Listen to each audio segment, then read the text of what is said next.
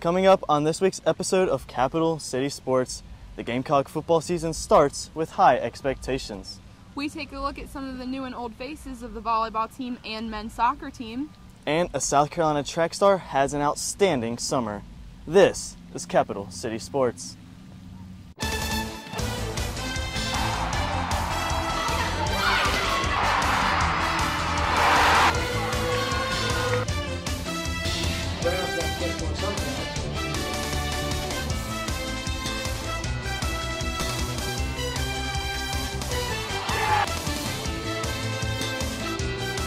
Aiden, what does this mean? Well, you just said it.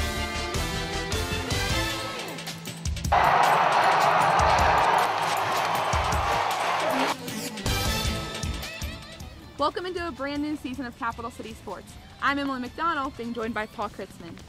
Paul, there's been a lot of hype for the Gamecock football team over the past few months. That's right, Emily. 4 of the Gamecock players were ranked by ESPN in the top 15 for the SEC, wide receiver Alshon Jeffrey being ranked number 1. We send it to Josh Butler and Philip Weiss to talk about the offense this season.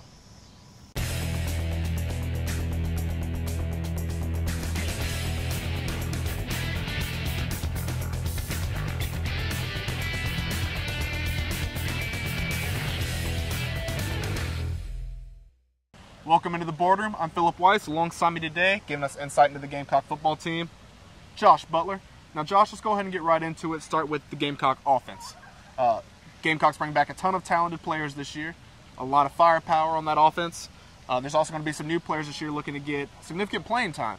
Josh, what are the faces that we need to know? I think the first person that people think of when they think of this offense is wide receiver Alshon Jeffrey. Big guy, 6'3", 6'4", and he might not have the speed of some of the SEC wide receivers that you see, some of the corners, but he can get up and catch the ball. He's got hands like pillows, and he gets up, he can tip the ball to himself. He can bring a ball down one-handed, and he can make those tough catches in the corner of the end zone on the sideline. So that's the first guy. ESPN just ranked him the #1 player in the SEC this year. So big hopes for him coming into this season. Coming off of a Bolitnikoff finalist award last year, he's going to be looking to build on that monster season he had last year. He led the SEC in reception yards per game, and you just hope that he brings that from his huge sophomore season last year. He's alongside him at the wide receiver. You got Ace Sanders, you got DL Moore and Jason Barnes, but then you also got a couple new guys at that wide receiver spot. You got Bruce Ellington coming over. He played point guard for Darren Horn's basketball team last year, and he's going to be coming in playing some of that slot wide receiver position. Another key position that I think everybody thinks of with this offense is running back. First guy everybody knows, Marcus Lattimore. He's almost the face of this team at this point, just as a sophomore. Everybody watched him play in Florida, played at Georgia game, played in Kentucky before he got hurt, and you know what he brings to the table. He's put on some weight even. He's put on some pounds and hasn't lost any speed. If anything, he's gotten faster. And that's going to help him deliver some of that punishment back to those defensive backs, because he took a lot of hits last year. There were a lot of games where he would have to come out. Kentucky and Florida State especially were 2 of the ones where he got hurt and he couldn't continue the game. Kentucky was a huge game. He was having a big game, got us up to a 17-point lead before he got hurt. So he's going to be looking to deliver the hits, and he's made it public. He wants that Heisman Trophy. He's going for the hardware this season, and a lot of times that Heisman Trophy comes along with a national championship berth. So hoping for big things from Marcus and those guys. One of the most important things that's going to sink or swim this team is the quarterback position. We got 2 talented quarterbacks, no doubt about that, in Connor Shaw and Steven Garcia. But it's a matter of who's going to start this first game and who's going to play. Coach Spurrier's made it clear that he doesn't have a starter, and that position's still up for grabs. Connor Shaw and Steven Garcia are both going to be sharing some snaps in this first game at ECU, and that's going to be a big thing, keeping that offense from possibly getting into a flow. We know what Garcia can do. People watched him play against Alabama, but they also watched him play against Auburn. You know that he can go and give you a near flawless performance against a big team, but then just make mental errors. He puts the ball on the ground sometimes. He throws some interceptions, and you just hope that you get good Steven Garcia and not bad Steven Garcia. You want the Alabama guy, not the Auburn guy. But you have confidence that he's changed this offseason. We all know he's gotten into a little bit of trouble. He's had 5 suspensions.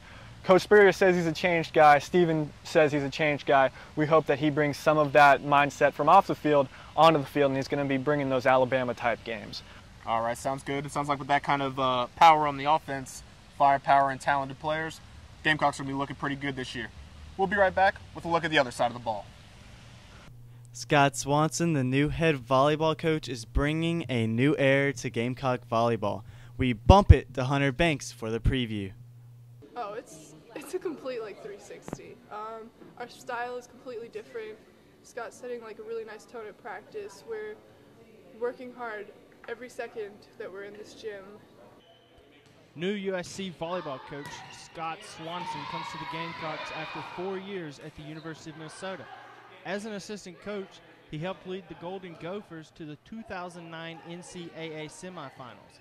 He hopes to bring that experience to Columbia. I think just knowing what it takes to get to the next level is the biggest deal. How we do things, whether it's instead of being on a bus or instead of being on a van trip, we'll take a charter bus. From the little things like that will give us an advantage competitively. I think how we train is another thing. Just training the fundamentals and giving them a reason and a purpose for everything that they do, rather than just trying to make them do it just because. And getting them to buy in because we're treating them the right way. I think that's the biggest thing. These girls are more than willing to work hard for each other and for the coaching staff if we're treating them with respect, and that's important for me. I want respect from them, and so I'm going to treat them with respect back, and I feel like our gym culture kind of is enhanced by that. They're not afraid to come into practice. They don't think they're going to get yelled at or embarrassed or run into the ground. It's high expectations, but at the same time, it's because they want to be here. It's theirs. They own the program, and that empowerment, I think, allows them to be more bought in and to work hard all the time. Coach Swanson inherits a team full of outstanding leadership, including senior Teresa Stinlin. Yeah, she is absolutely wonderful. She tells us what to do, but not in a mean way. She's like, okay guys, hey, remember you need to do this. She's like, we respect her so much because she gives us that same respect back, and I love her, and I would not want it any other way. She's a great leader, a great senior. She's been through 3 years now of SEC volleyball, and so she knows everything that they need to know. So she's a great resource for them, whether it's what's it like traveling to Alabama or LSU, or hey, what is it like to play against a team like Florida who has all these great athletes that jump high and hit hard? She's seen it, and she's been in the action, and so she's the one that can give them a little bit of her experience and share that with them. I think it's always important to have somebody to look up to and to learn from, and we have that in her, in Teresa, and in our juniors, Christina Glover and Brandy Byers, and also our captain Taylor Bruns. They've all been through it as well. Of the 5 incoming freshmen, 3 are high school All-Americans, including Under Armour first team member Hannah Forrest. Forrest believes she brings something to the team that has been lacking in the past. I would probably say I bring a lot of energy, and I know that last year they didn't have a very successful season, and it's hard to be energetic when you're loss after loss. I mean, I know that from experience, and so I think just me as a freshman, bringing in a new attitude, believing that we can do this, and maybe bring a little bit more optimism to the team. For Capital City Sports, I'm Hunter Banks.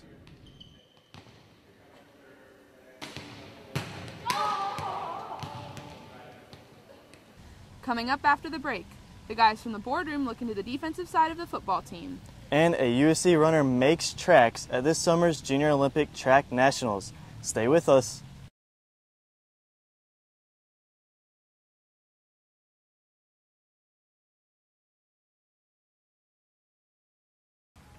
This spring, the Gamecocks succeeded in recruiting the #1 high school player in the nation. Everyone has an eye on Jadeveon Clowney and waits to see how powerful the Gamecock defense will be. Let's send it to the guys in the boardroom to see their breakdown of the Gamecock defense.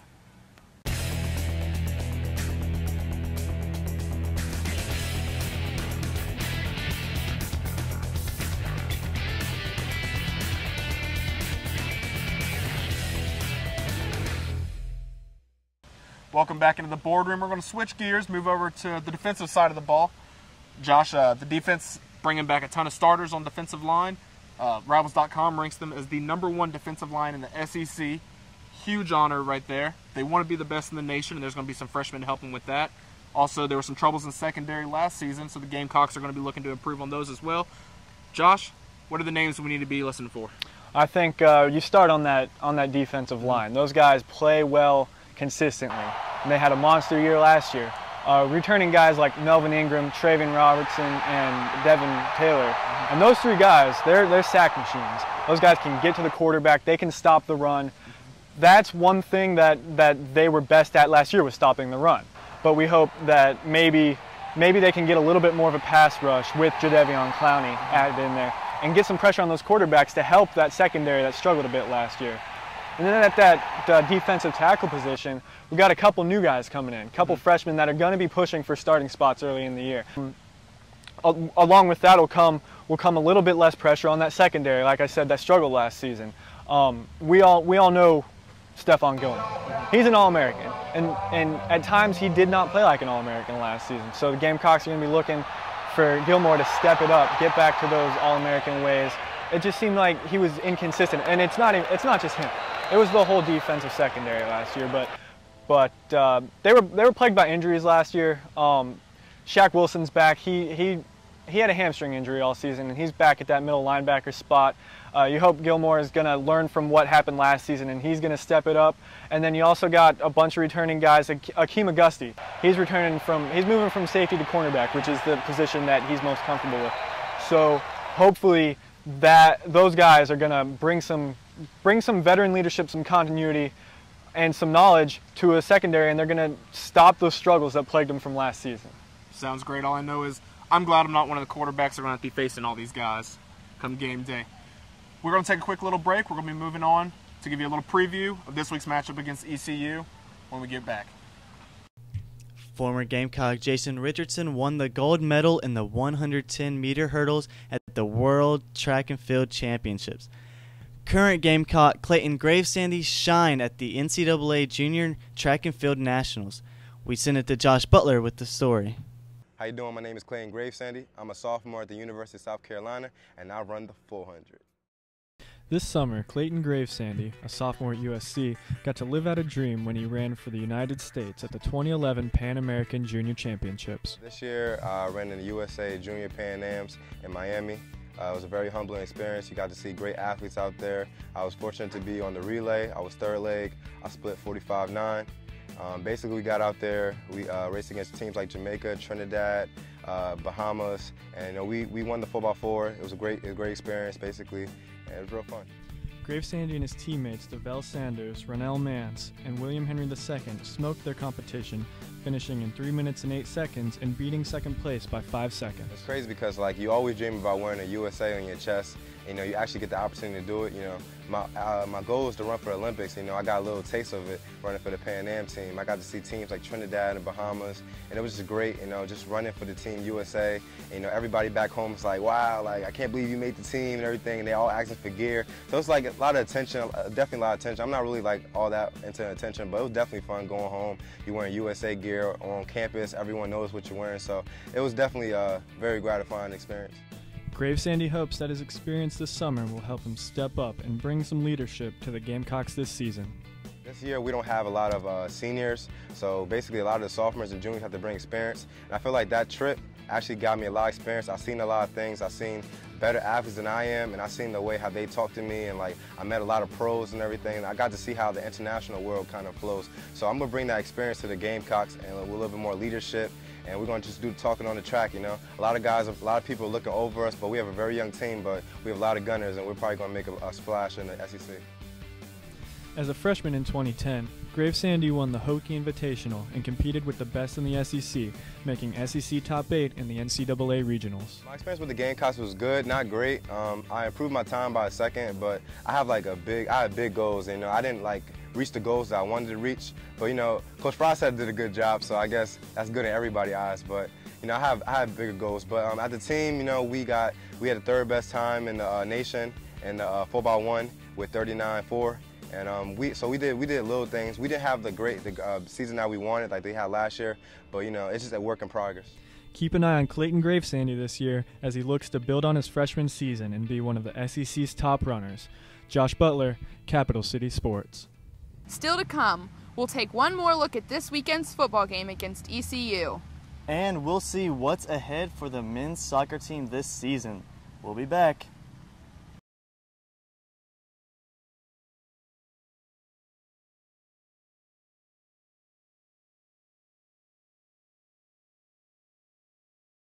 Last time South Carolina faced the East Carolina Pirates was in 1999. They lost 21-3. Let's send it to Philip and Josh one more time to see what they think will happen this Saturday.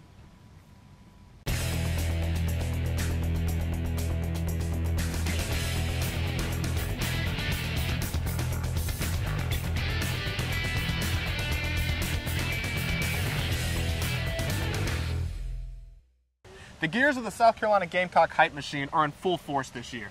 Huge things projected of this team. Media polls are out. They have South Carolina projected to win the SEC East, make that return trip back to Atlanta for another shot at the championship. BCS game after that, maybe a national championship, depending on how that goes. But what we do know is that it starts at week 1, and that brings us to this week's matchup against the ECU Pirates. Now, Vegas has looked at this game. They have the Gamecocks as a 20.5-point favorite. Pretty good for the Gamecocks.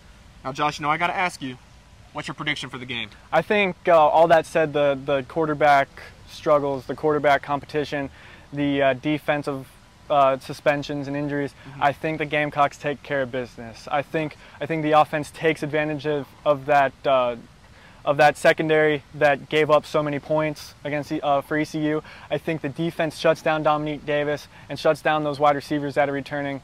I think that defensive line takes advantage of an O-line that's not going to have many starters returning. I see the game going Gamecocks 35-7. Not as high scoring as you would think maybe for a defense that gives up as many points, but I think it's first game. You're going to have those quarterback questions, going to have a little bit of rust coming off of just playing against each other. 35-7 Gamecocks. Sounds good. You got them covering, and you know that Spurrier is going to be turning to all those big names you previously mentioned to make sure that the Gamecocks do not walk the plank against the Pirates this Saturday. Well, that's all the time we have for you today. For Josh Butler, I'm Philip Weiss. We're going to be sending it back to you at Capital City Sports. The men's soccer team came into this season ranked number 15 by the NCAA. After losing to the College of Charleston, let's send it to Justin Stevens to see what the rest of this season is going to look like.